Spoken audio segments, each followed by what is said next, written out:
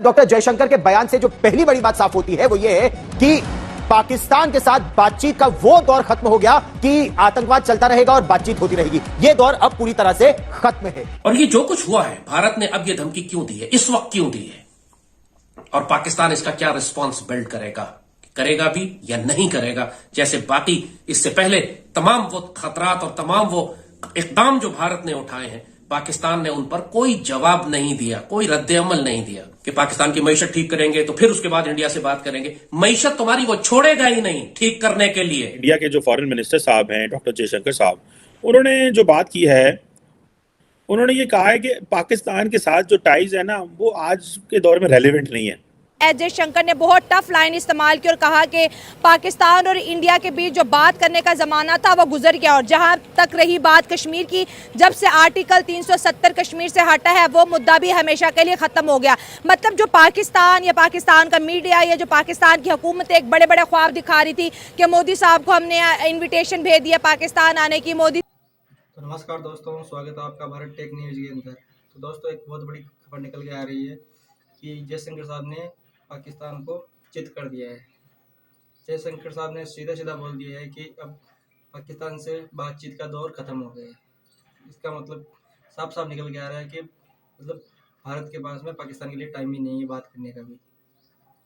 तो इसके ऊपर पाकिस्तान मीडिया बौखलाई हुई है, बोलती है जयशंकर साहब ने ये क्यों बोला है, क्या सोच समझ के बोला है, पाकिस्तान के साथ में क्या करने वाले हैं। और लाल टोपी तो आप सभी जानते हो, वो शुरू से ही इंडिया के प्रति नेगेटिव है। तो लाल टोपी का भी बयान ये आ रहा है कि जयशंकर साहब हमारे साथ में ऐसा क्यों कर रहे हैं, पाकिस्तान के साथ ट्रेड बंद कर रहे हैं, पाकिस्तान को ट्रेड करने लायक भी नहीं छोड़ेंगे। चलो दोस्तों, देखते हैं वीडियो और मिलते हैं वीडियो के लास्ट के अंदर। कौन सा मसलक है जिसको प्रॉब्लम है इस पे? तो ये सिर्फ जलील और कमीने लोग हैं जो ये एतराज उठाते हैं। मैं साफ बता दूं आपको, आप खुदारा इस चीज से आगे बढ़ने की कोशिश करें अगर आपके पास सलाहियत है, वरना अपनी गलतियों को तस्लीम करें, अपनी कमजोरियों को तस्लीम कर लें। मेरे ख्याल में जब तक आप अपनी गलतियों को और कमजोरी को तस्लीम नहीं करते, आप इससे आगे नहीं बढ़ पाएंगे। मोदी जी को बुलाने में पाकिस्तान मिन्नतें कर रहा है, पाकिस्तान बहुत रिक्वेस्ट कर रहा है, पाकिस्तान को बड़ा इंतजार है और उसका रीजन यही कहा जा रहा है कि पाकिस्तान को इस वक्त भारत तो कुछ हुआ है, भारत ने अब ये धमकी क्यों दी है, इस वक्त क्यों दी है, और पाकिस्तान इसका क्या रिस्पॉन्स बिल्ड करेगा भी या नहीं करेगा, जैसे बाकी इससे पहले तमाम वो खतरात और तमाम वो इकदाम जो भारत ने उठाए हैं, पाकिस्तान ने उन पर कोई जवाब नहीं दिया, कोई रद्द-ए-अमल नहीं दिया, कोई जारहाना हिकमत-ए-अमली इख्तियार नहीं की। एक पैसिव, एक खौफजदा, एक घबराई हुई, एक रिएक्टिव ये शहबाज डॉक्ट्रिन कि जिसके तहत आपने सिर्फ जाके भीख मांगनी है पूरी दुनिया से और पाकिस्तान की इज्जत और गैरत के सौदे करने हैं। पॉलिटिकल गवर्नमेंट है ही नहीं, वो तो सारे के सारे ऐसे बेशरम लोग हैं कि बादशाहों के सामने खड़े होकर कहते हैं उकुल खुबुस लाजिम उकुल इन्ना लिल्लाहि व इन्ना इलैहि राजिऊन, बेगर्स कांट बी चूजर्स। यानी ये इज्जत करवाई है हमारी दुनिया के सामने इन लोगों ने। इनसे ये तवक्को करना कि ये इंडिया के सामने खड़े होकर यूनिटी पर स्टैंड लेंगे, ये तो ऐसी तवक्को करना है कि जैसे बिलावल बच्चा पैदा कर देगा, तो ये नहीं हो सकता। अस्तगफिरुल्लाह, ये लोग इतने घटिया हैं कि दिल चाहता है कि इनको जलील करे इंसान, जो इज्जतें इनको दुनिया में मिल रही हैं। अस्तगफिरुल्लाह। वो अखंड भारत बनाना चाहता है, आपको छोड़ेगा फिर भी नहीं।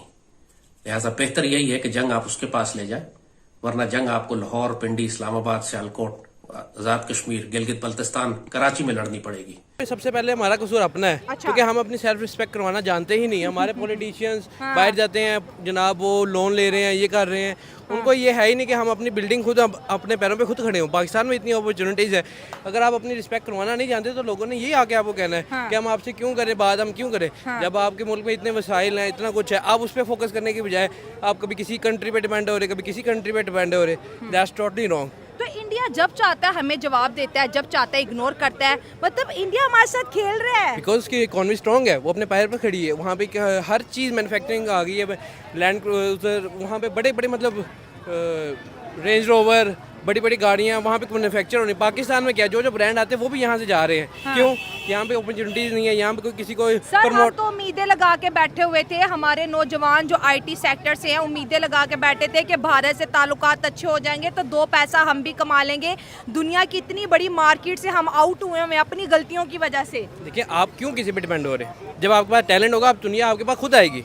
जब आपको स्किल आती है, एक चीज़ आती है, तो आपको क्यों किसी पे डिपेंड होने की जरूरत है? जब आप एक चीज़ काम कर सकते हैं, लोग आएंगे आपके पास, खुद आएंगे। इंडिया क्या, आपके पास यूएस से खुद आएगा। तो इंडिया को कोई जवाब देने वाला, हमारा कोई फॉरेन ऑफिस नहीं है? कभी वो हमें दहशतगर्द कह देते हैं कि हम तो आईटी एक्सपोर्ट करते हैं, ये तहरीके तालिबान एक्सपोर्ट करते हैं, हम जो है पीस प्रमोटिंग कंट्री है, ये क्रॉस बॉर्डर टेररिज्म करता है। वो तो बिल्कुल स्टेट लाइंस बोलता है हमारी। हमें हर कोई सुना सकता है। इस टाइम हम हर किसी पे डिपेंड है। हम कहते हैं जी इंडिया से हमारे ताल्लुकात खराब होंगे, ये ना पानी छोड़ दें, सैलाब आ जाए, हर चीज़ आप डैम्स बनाएं, आप चीज़ें करें। हम क्यों डिपेंड है किसी पे? That's totally wrong. जब तक आप डिपेंड है, आपको सुननी पड़ेगी। जब तक आप अपने पैरों में नहीं खड़े होते, आप किसी जनाब आपको हर किसी की सुननी पड़ेगी। जब आप अपने पैर पे खड़े होंगे, आप खुद सारा कुछ आपने खुद किया होगा, सेल्फ एम्प्लॉयड होंगे, आपके पास खुद होगा कि भाईजान मैं किसी का डिपेंडेंट नहीं हूँ, खुद मुख्तार हूँ, तो आप खड़े होंगे अपने पैर पे। सही फरमाया उन्होंने, ठीक कहा है कि वो अब किस लिए बात करें। देखिए 70-75 सालों से हमने उनके साथ कोई बात की ही नहीं है। हमेशा लड़ाई डाली है। मतलब है कि किसी टेबल पे हम किसी वादे पे पूरे नहीं उतरे। जब भी कोई मुआहदा किया हम मुकर गए हैं। लेकिन हमारा मीडिया तो कहते हैं भारत मुकरता है, पाकिस्तान तो कभी मुकरा नहीं है। ये सच कब बताते हैं? मुझे ये बताएं, हमारा मीडिया कब सच बताता है? ये तो अभी सोशल मीडिया की वजह से इतनी बातें हो रही हैं, आगे जा रही हैं। मीडिया पे तो इनका कंट्रोल है, सच बात तो ये बताते नहीं है। ठीक है, आज मैं फिर अपनी आवाम से कहूँगा, देखें अवाम उन अपने हुकूमत पे जोर दे। ठीक है कि भाई हम कब तक इसी तरह लूले लंगड़े रहेंगे? कब तक हम महंगी चीजें खाएंगे? देखें हिंदुस्तान में इस टाइम हर चीज सस्ती है। पाकिस्तान से हर चीज सस्ती है। वो मैन्युफैक्चरिंग खुद कर रहा है। जो चीजें अभी प्याज है ना, तो हम वो उससे बॉर्डर से यहाँ से नहीं ले रहे, इंडिया से हम दुबई के रास्ते ले रहे हैं। सर हम कभी अभी 3-4 दिन पहले हमने मोदी साहब को इनविटेशन भेजा था, पाकिस्तान आके मीटिंग कर लो। कभी हम कहते हैं बॉर्डर खोल दो, कभी हम कहते हैं ट्रेड कर लो। हम उनके पीछे पीछे हैं और वो जब चाहे, जैसे चाहे, जब चाहे हमारे साथ खेल रहे हैं, हमें जवाब दे रहे हैं, हमें स्नैप कर रहे हैं। बहुत ही कहते हैं ना कि बड़े स्ट्रेट किस्म के डायलॉग पाकिस्तान के लिए इंडिया बोल रहा है। और हमारा जो फॉरेन ऑफिस है चुप एकदम, जैसे जुबान है ही नहीं है, कान है ही नहीं सुनने के लिए। कैसे बोलेंगे भाई? ये कमज़ोर हैं, ये कैसे बोलेंगे? ये बोल ही नहीं सकते। मैंने कहा है ना, किसी भी मुआहदे पे उनसे पूरे नहीं उतरे। हमेशा उन्होंने इनसे बात करना चाहिए, डायलॉग करने चाहिए। इंडिया हमसे बात करना चाहता रहा, अब नहीं करता क्योंकि अब वो थक चुका है। भाई किस लिए? अब तो हमसे अपने नहीं बात करते, घर वाले नहीं करते। हमारा सगा भाई अब हमसे बात नहीं करता। कहता है समझा किसी को समझा थक जाता है ना, कहता है हालते छोड़ दो, ठीक है, बस इसको दफा करो, इसको इसने सुननी तो है नहीं। तो ये हमारा हाल है कि अब हमारी बात वो बहुत हमें कह चुका है, हमसे बातें कर चुका है, मगर उनका यकीन करिए उनकी आवाम भी कह चुकी है, मगर हम कोई सही पल्ला उनको पकड़ाते ही नहीं है। हमने 75 सालों में कश्मीर को लेके बैठे, जब बात हो हमें कश्मीर लेना है, अब उन्होंने कश्मीर का रोला ही मुका दिया है। अब कश्मीरी कहते ही नहीं है कि हमने पाकिस्तान के साथ जाना है या आज़ाद होना है। इवन के जो हमारे पास कश्मीर है वो भी हमसे तंग है। वो भी कहता है किसी तरह हमसे जान छूटे कि हर चीज़ ये महंगी देते हैं, दरिया हमसे बिजली बना रहे हैं, हमें महंगी दे रहे हैं। कोई देखे, हमने जो हमारे पास कश्मीर है, हमने तो वहाँ पे कोई डेवलपमेंट नहीं की, कोई कारखाने नहीं लगाए, कुछ नहीं लगाया। तो हिंदुस्तान हम बकारियों से कैसे बात करेगा? अब वो बहुत आगे निकल चुके हैं और ये इसलिए बात नहीं करते कि भाई अब किस मुंह से बात करें।